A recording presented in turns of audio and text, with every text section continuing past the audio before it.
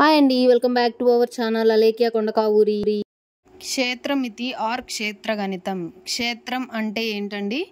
క్షేత్రగణితంలో క్షేత్రం అంటే ఏంటి? ప్రదేశం. గణితం అంటే లెక్కించడం. గణితం అంటే లెక్కించడం.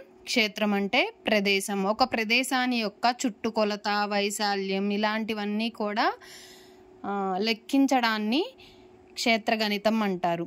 ఘన్ అనేది గణితంలో ఘన్ అనేది సంస్కృత పదం నుండి తీసుకొనబడింది. ఇప్పుడు క్షేత్రగణితం అనేది తెలుగులో ఏమంటారో చూసాం కదండి. ఇప్పుడు ఇంగ్లీష్లో ఏమంటారో చూద్దాం. క్షేత్రగణితం మెజర్మెంట్ అనేది లాటిన్ భాషా పదం. ఏ భాషా పదం? లాటిన్ భాషా పదం. క్షేత్రగణితం అనేది లాటిన్ భాషా పదం. ముందుగా చాప్టర్లోకి వెళ్ళే ముందు రేఖాగణితానికి క్షేత్రగణితానికి మధ్య తేడాలు ఏమున్నాయో చూద్దాం. రేఖాగణితంలో మనం ఏం నేర్చుకుంటామండి?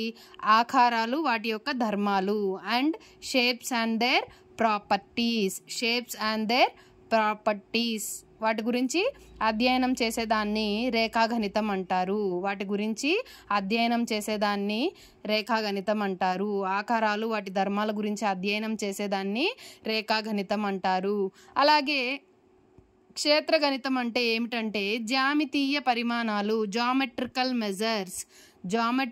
మెజర్స్ అనేవి ఇప్పుడు ఏరియా, పెరిమీటర్, రేడియస్ ఇలాంటివన్నీ కూడా సంఖ్యల్లో సూచించే అధ్యయనం అని, నెంబర్స్లో వాటిని సూచించే అధ్యయనం కాబట్టి దీన్ని క్షేత్రగణితం అంటారు. జామెట్రికల్ మెజర్స్, ఏరియా, రేడియస్, వాటి యొక్క లెంత్, బ్రెత్ ఇలా అన్నీ కూడా మనం ఇందులో చూస్తామన్నమాట. ఇందులో మనం తెలుసుకోవాల్సినవి 3 విధాలుగా ఉన్నాయండి. క్షేత్రగణితంలో ముందుగా మనం ఇంట్రడక్షన్లో తెలుసుకోవాల్సినవి 3 రకాలుగా ఉన్నాయి. అవి ఏమిటంటే ఒక కొలత తీసుకుంటే యూనిడైమెన్షనల్ ఆబ్జెక్ట్స్, ఏకమితీయ వస్తువులు. ఎగ్జాంపుల్ లైన్ సెగ్మెంట్, రేఖాఖండం. దీనికి ఇలా ఉందనుకోండి, దీని యొక్క లెంత్ ఒకటే చూస్తాం కానీ దీని హైట్, బ్రెత్ అవన్నీ చూడం కదండి. అలాగా రేఖాఖండం అనేది ఒక యూనిడైమెన్షనల్ ఆబ్జెక్ట్. 2 కొలతలు తీసుకున్నాం అనుకోండి, ద్విమితీయ వస్తువులు. 2D dimensional objects. ఎగ్జాంపుల్ వీటికి ఏమొస్తాయండి? ట్రయాంగిల్, స్క్వేర్, రెక్టాంగిల్, సర్కిల్ ఇలాంటివన్నీ కూడా దేనికి ఎగ్జాంపుల్స్ అండి? 2 డైమెన్షనల్ ఆబ్జెక్ట్స్కి ఎగ్జాంపుల్. 2 కొలతలు తీసుకుంటే, ఫర్ ఎగ్జాంపుల్ 2 కొలతలు అంటే ఏంటండి? చుట్టుకొలత, వైశాల్యం. ఈ రెండింటిని తీసుకున్నప్పుడు దాన్ని ఏమంటారు? 2D డైమెన్షనల్ ఆబ్జెక్ట్స్ అంటారు. దీనికి ఎగ్జాంపుల్స్గా ఏం చెప్పుకున్నాం? Triangle, square, rectangle and circles. And 3 కొలతలు తీసుకుంటే త్రిమితీయ వస్తువులు అంటారు. 3 కొలతలు తీసుకుంటే త్రిమితీయ వస్తువులు అంటారు. దీన్ని 3D డైమెన్షనల్ ఆబ్జెక్ట్స్ అంటాం. 3D డైమెన్షనల్ ఆబ్జెక్ట్స్ అంటాము.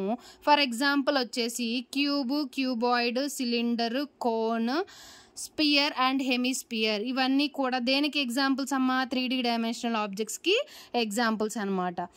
ఇప్పుడు మనం ఇందులో 3 రకాలుగా తెలుసుకున్నాం కదా. 3 రకాల పరిమాణాలు తెలుసుకున్నాం. ఏంటిది? ఒకటి ఏకమితీయ వస్తువులు, అండ్ ద్విమితీయ వస్తువులు, అండ్ త్రిమితీయ వస్తువులు. ఒక కొలత తీసుకుంటే ఏకమితీయ వస్తువు, 2 కొలతలు తీసుకుంటే ద్విమితీయ వస్తువు, 3 కొలతలు తీసుకుంటే త్రిమితీయ వస్తువు. వీటి కొలతల్లో మార్పిడి అనేది ఏ విధంగా ఉంటుందో చూద్దామండి. 1 air is equal to 1 air. ఒక ఎయిర్ ఈజ్ ఈక్వల్ టు 100 చదరపు మీటర్లు. 100 చదరపు మీటర్లు. ఒక హెక్టార్ ఈజ్ ఈక్వల్ టు 10,000 హెక్టార్లు. ఒక హెక్టార్ ఈజ్ ఈక్వల్ టు 10,000 హెక్టార్లు.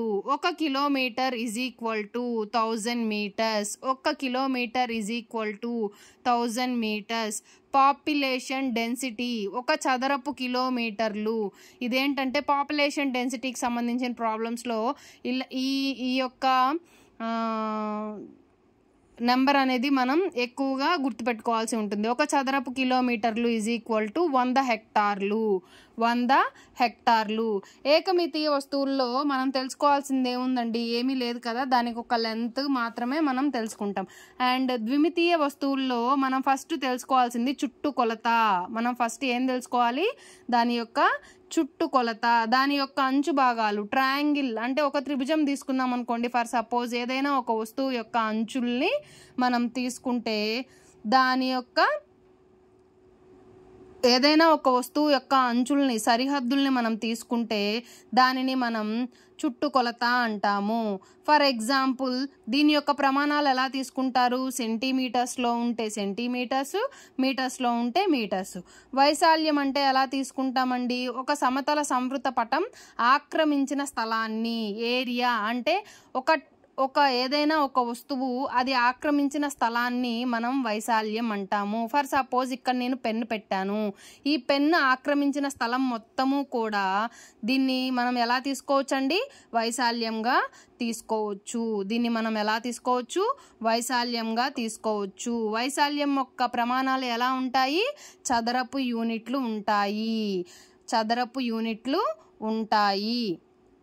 అండ్ 3 రేఖాఖండాలు ఒక సంవృత పటాన్ని ఏర్పరుస్తాయి. ఇలా 3 రేఖాఖండాలు ఒక సంవృత పటాన్ని ఏర్పరచడం వల్ల వచ్చినది త్రిభుజం. 3 రేఖాఖండాలు ఏర్పడిన సంవృత పటం ఏంటండి? త్రిభుజం అంటాము. త్రిభుజం యొక్క వైశాల్యం కనుక్కోవాలి అనంటే మనకి ఆల్రెడీ ఒక ఫార్ములా తెలుసు మన చిన్నప్పటి నుంచే. Area A = ½ × B × H. B అంటే బేస్ అండి, భూమి అంటాము. H అంటే హైట్, ఎత్తు అంటాము. ఈ సూత్రాన్ని మనకి ఎవరు ప్రతిపాదించారు? ఆర్యభట్ట. ఈ సూత్రాన్ని మనకి ఎవరు ప్రతిపాదించారు? ఆర్యభట్ట. ఆర్యభట్టీయం అనే ఎపిక్లో క్రీస్తు శకం 476 నుంచి 550 మధ్యలో ఆర్యభట్ట తన గణిత శాస్త్రంలో 6వ దాంట్లో వివరించారు. 6వ పద్యంలో వివరించారు. ఏమని? వైశాల్యం యొక్క భూమి, ఎత్తు అనేవి సగంలో ఉంటాయి అని, దాని సగంలో ఉంటాయి అని. Thank you for watching.